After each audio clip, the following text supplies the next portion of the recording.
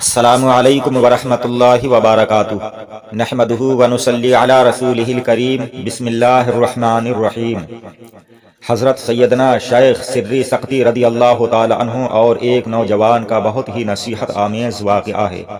اس واقعہ کو آپ حضرات غور سے سنیں اور مکمل سنیں۔ اگر آپ نے ہمارے چینل کو سبسکرائب نہیں کیا ہے تو چینل کو سبسکرائب کر دیں، ویڈیو کو لائک کریں۔ حضرت سیدنا شیخ سری سقطی رضی اللہ تعالی عنہ بغداد شریف کی جامع مسجد میں وعظ فرمایا کرتے تھے، تقریر کیا کرتے تھے۔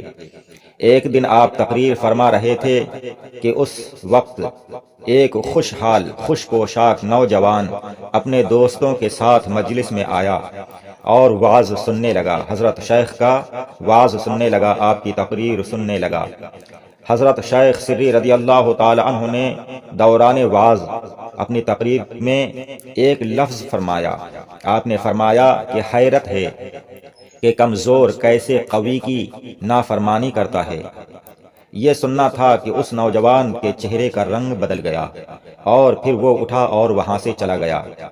دوسرے دن جب سری سقطی رضی اللہ تعالی عنہ اسی مقام پر تشریف فرما ہوئے تو وہ نوجوان پھر آیا اور اس نے سلام کیا۔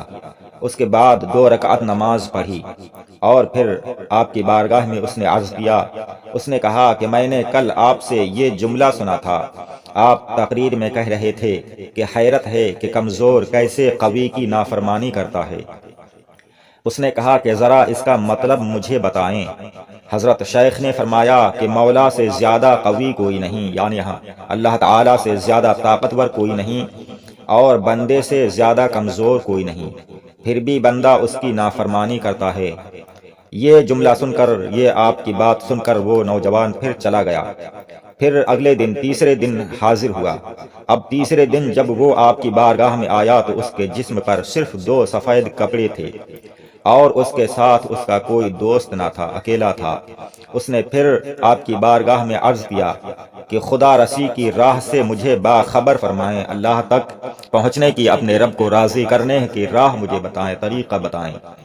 حضرت شیخ سری سقطی رضی اللہ تعالی عنہ نے فرمایا کہ اگر عبادت کرنا چاہتے ہو تو دن کو روزہ رکھو، رات کو نوافل میں مشغول رہو، اور اگر اللہ عز و جل کے طالب ہو تو ہر ما سوا کو ترک کر دو، یعنی تمام دنیاوی چیزوں کو چھوڑ دو، دنیاوی کام تمام ترک کر دو، اسے یعنی اپنے رب کو پالو گے۔ اور رہنے کے لیے مسجدوں، ویرانوں اور قبرستانوں کو اختیار کرو۔ حضرت شیخ نے اسے یہ نصیحت کی، راہ مولا پانے کا اسے طریقہ بتایا، اپنے رب کو راضی کرنے کا، اپنی رب کی عبادت کا اسے طریقہ بتایا۔ یہ سن کر اس نے کہا، اس نوجوان نے، کہ خدا کی قسم میں تو وہی راہ اختیار کروں گا جو سب سے مشکل اور دشوار ہے۔ اور پھر وہ نوجوان یہ کہہ کر چلا گیا۔ حضرت شیخ سری سقطی رضی اللہ تعالی عنہ فرماتے ہیں کہ کچھ روز بعد میرے پاس کچھ نوجوان لڑکے آئے اور انہوں نے پوچھا کہ احمد یزید کاتب کا کیا کچھ پتہ ہے؟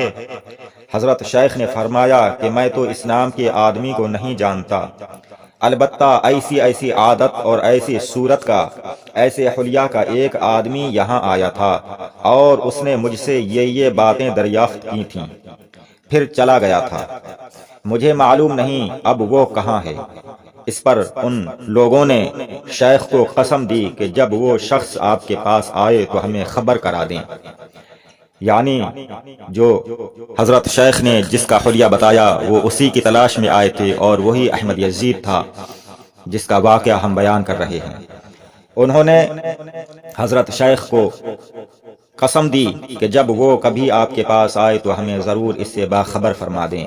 پھر اس نوجوان کا، حضرت شیخ فرماتے ہیں کہ اس نوجوان کا سال بھر تک کوئی سراغ نہیں ملا۔ حضرت شیخ سری سقطی رضی اللہ تعالی عنہ ایک روز نماز عشاء کے بعد اپنے حجرے میں تھے کہ کسی نے دروازہ پر دستک دی۔ حضرت شیخ نے اندر آنے کی اجازت دی۔ جب وہ شخص جس نے دروازے پر دستک دی وہ اندر آیا تو حضرت شیخ نے اسے پہچان لیا کہ یہ تو وہی نوجوان ہے، اور پھر اس نے شیخ کی پیشانی چوم کر کہا، یا شیخ، آپ نے جس طرح مجھے دنیا کی غلامی سے آزاد فرمایا ہے اسی طرح اللہ تعالی آپ کو آتش دوزخ سے آزاد کر دے۔ شیخ نے اس نوجوان کے آنے پر اپنے یہاں بیٹھے ہوئے آدمیوں میں سے ایک شخص کو اشارہ کیا کہ اس کے گھر والوں کو خبر کر دے۔ وہ شخص اٹھا اور اس کے گھر والوں کو خبر کر دی۔ تھوڑی دیر بعد ایک عورت بچوں کو لیے ہوئے وہاں پہنچی۔ اس کا ایک بچہ زیوروں اور اچھے کپڑوں سے آراستہ تھا، اور یہ عورت اسی نوجوان کی تھی، اور اس عورت نے اپنے بچے کو اپنے شوہر کی گود میں ڈال دیا، اس نوجوان کی گود میں ڈال دیا، اور عورت نے کہا کہ آپ نے تو اپنے جیتے جی مجھے بیوہ بنا دیا اور بچوں کو داغ یتیمی دے دیا۔ نوجوان نے شیخ سری رضی اللہ تعالی عنہ کی طرف مخاطب ہو کر کہا کہ آپ نے یہ کیا کیا کہ انہیں خبر کر دی؟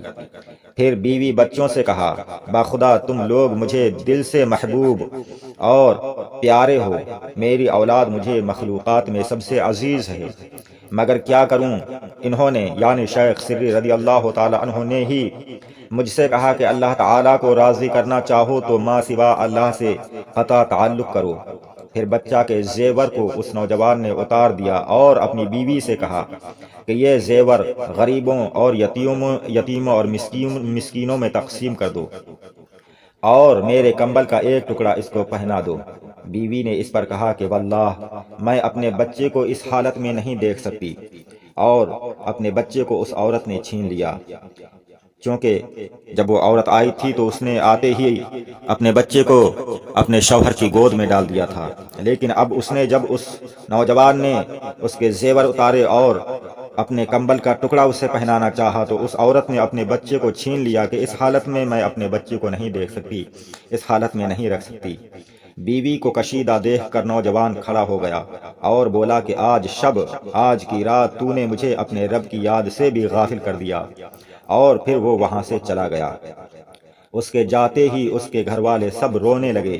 اس کی بیوی نے جاتے جاتے پھر شیخ سری رضی اللہ تعالی عنہ سے عرض کی کہ اب اگر وہ آئے تو پھر مجھے ضرور خبر فرمائیں۔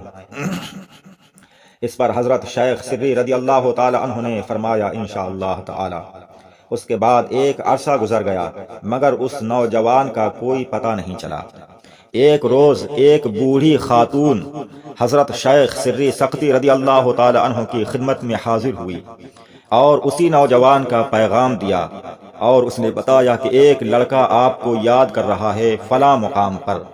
حضرت شیخ سری رضی اللہ تعالی عنہ جب وہاں پہنچے تو وہی احمد یزید کاتب زمین پر پڑا تھا، وہی نوجوان۔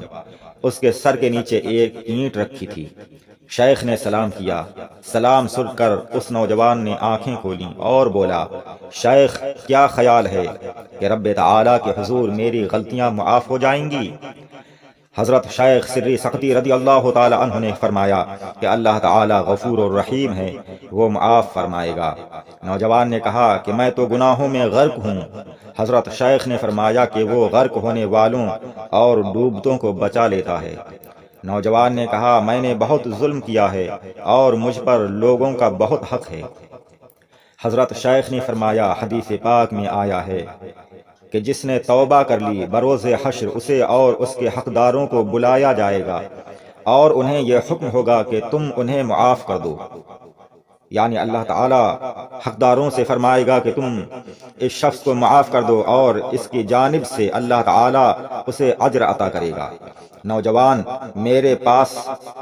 نے اس پر کہا کہ میرے پاس گٹھلیوں کی فروخت کے چند درہم ہیں، یعنی کچھ کاروبار کرتا تھا۔ اس نے کہا کہ اس وقت کے میرے پاس کچھ درہم ہیں، میں مر جاؤں تو اسی سے کفن اور ضرورت کی چیزیں خریدیے گا۔ حضرت شیخ کو اس نے وہ درہم دے دیے اور اس نے کہا کہ میرے اہل خانہ کو میرے گھر والوں کو نہ بتائیے گا، ورنہ وہ حرام کمائی کے کفن سے میرا یہ کفن تبدیل کر دیں گے۔